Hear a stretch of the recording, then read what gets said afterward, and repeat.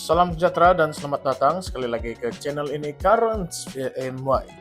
Kamu perasankah sejak kebelakangan ini politik Sabah ini nampaknya semakin pelik?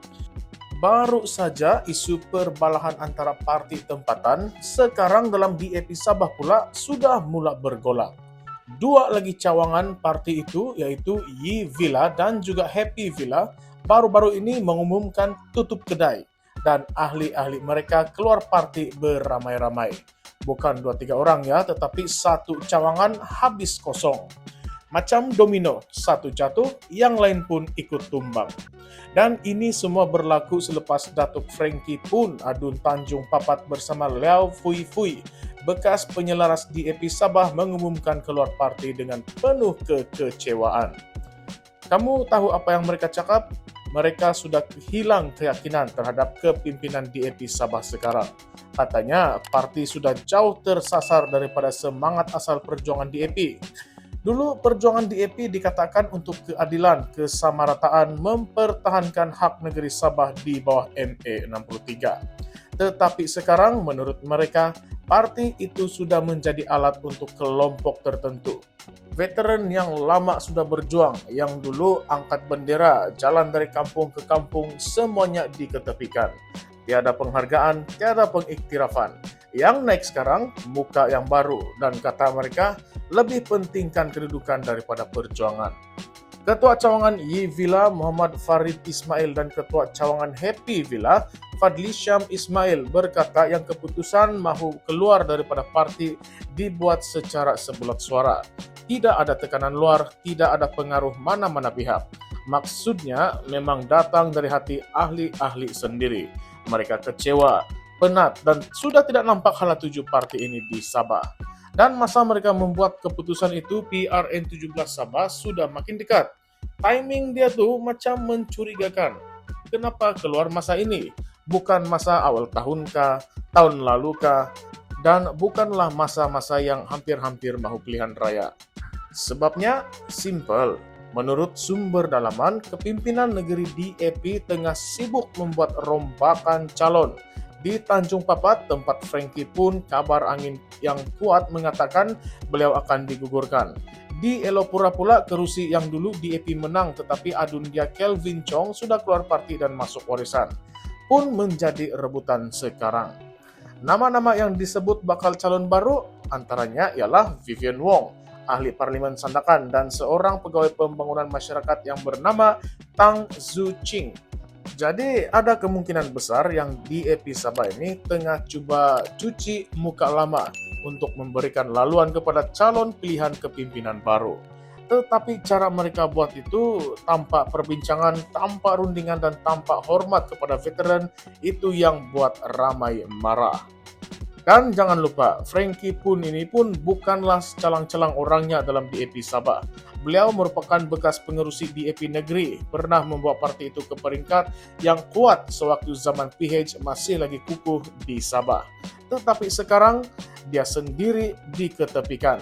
Dia sendiri tuduh kepimpinan negeri cuba sabotage dia secara halus. Nah, dahsyat kan? Dalam satu kenyataan, Frankie cakap yang dia rasa dihina apabila keputusan-keputusan besar dibuat tanpa dimaklumkan kepada kepimpinan lama. Macam semua jasa dia selama ini tidak ada nilainya. Dan apabila cawangan-cawangan yang rapat dengan dia pun mula keluar parti, mesejnya jelas. Akar umbi pun sudah mula muak. Kamu ingat lagi kah? DAP Sabah sebelum ini juga pernah dikritik sebab masalah dalaman, antaranya isu kutipan data pribadi yang mencurigakan. Pejabat DAP Luyang pernah kena kecam sebab minta maklumat kad pengenalan, nombor akaun bank sampai maklumat pekerjaan ahli-ahli parti tanpa prosedur yang jelas. Kes itu sampai menjadi isu nasional sebab ramai yang kata ia mencerminkan pengurusan yang lemah dan tidak telus dalam parti. Bila benda-benda kecil macam ni pun sudah nampak cacat, bayangkan macam mana parti mahu hadap pilihan raya besar dengan jentera yang goyah dan ahli yang keluar beramai-ramai. Sekarang cuba kita tengok balik semangat asal DAP di Sabah. Kononnya mahu memperjuangkan hak negeri bawah MA 63. Tetapi apabila veteran parti sendiri yang kata kepimpinan baru sudah abaikan semangat itu, rakyat mesti tertanya-tanya. Adakah perjuangan ME63 itu sekadar slogan untuk undi?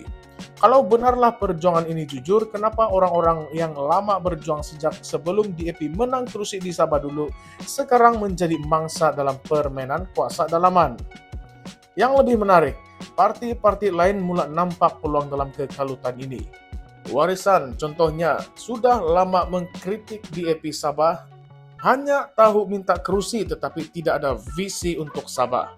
Kritik itu dulu nampak macam retorik politik biasa, tetapi sekarang dengan dua cawangan tutup dan veteran pun mula keluar, nampak macam betul pula kata-kata Syafiq Abdal pada masa itu. Dalam masa yang sama, GRS pun boleh menggunakan isu ini untuk menunjukkan DAP ini parti yang gagal mengurus perbezaan pendapat dalaman. Semua ini mainan politik menjelang PRN 17, tetapi yang paling rugi siapa? Siapa lagi kalau bukan kita, rakyat Sabah sendiri. Kalau kita tengok balik corak ini bukanlah kali pertama DAP menghadapi isu macam ini di Sabah. Tahun 2020 pun selepas pilihan raya, Elopura Adun dia keluar parti, masuk warisan. Selepas itu banyak ahli akar umbi senyap dan tidak aktif. Tetapi kali ini lebih serius sebab cawangan tutup terus. Maksudnya akar sudah mulai reput, batang pun boleh tumbang pada bila-bila masa. Bila DAP kehilangan kekuatan di Sandakan, kawasan yang selama ini dianggap kubu kuat mereka, kesannya boleh menjadi besar pada image parti di peringkat nasional. Tapi sekarang saya ingin tanya pula kamu, dan ini persoalan yang ramai sebenarnya takut mau jawab secara terbuka.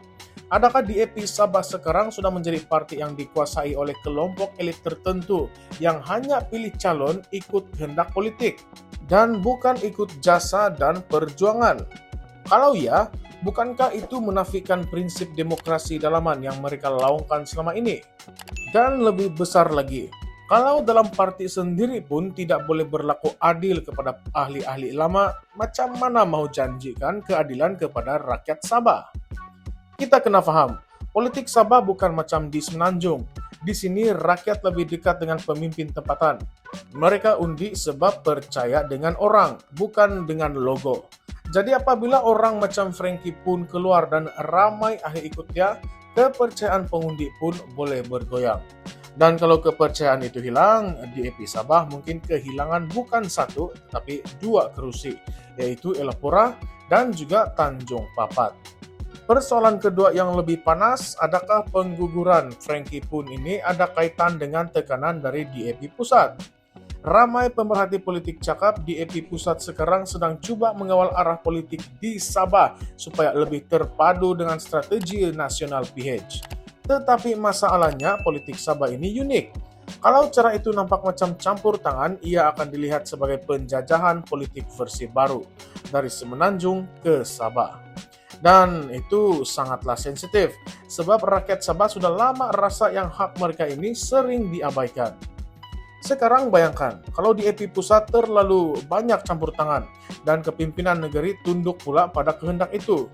Apakah maknanya perjuangan hak Sabah yang mereka gembar-gemburkan? Adakah hanya retorik untuk poster pilihan raya? Sebab veteran macam Frankie pun keluar bukan sebab kecil hati. Beliau keluar sebab prinsip. Itu yang beliau tekankan dalam semua kenyataannya. Dan apabila orang yang berprinsip itu keluar, biasanya bukan mereka yang rugi, tetapi parti itu sendiri yang akan kehilangan credibility. Dan disinilah saya ingin membawa kamu semua, sahabat-sahabat semua untuk berpikir, apa sebenarnya masa depan DAP Sabah? Kalau kepimpinan sekarang terus keras kepala, hilang komunikasi dengan akar umbi, dan asyik sibuk berebut kursi, tidak mustahil mereka akan kehilangan banyak kawasan dalam PRN 17 nanti. Bukan sebab rakyat benci, tetapi sebab rakyat sudah hilang percaya. Kamu setujukah kalau saya kata, dalam politik kehilangan kepercayaan itu lebih bahaya daripada kehilangan kursi?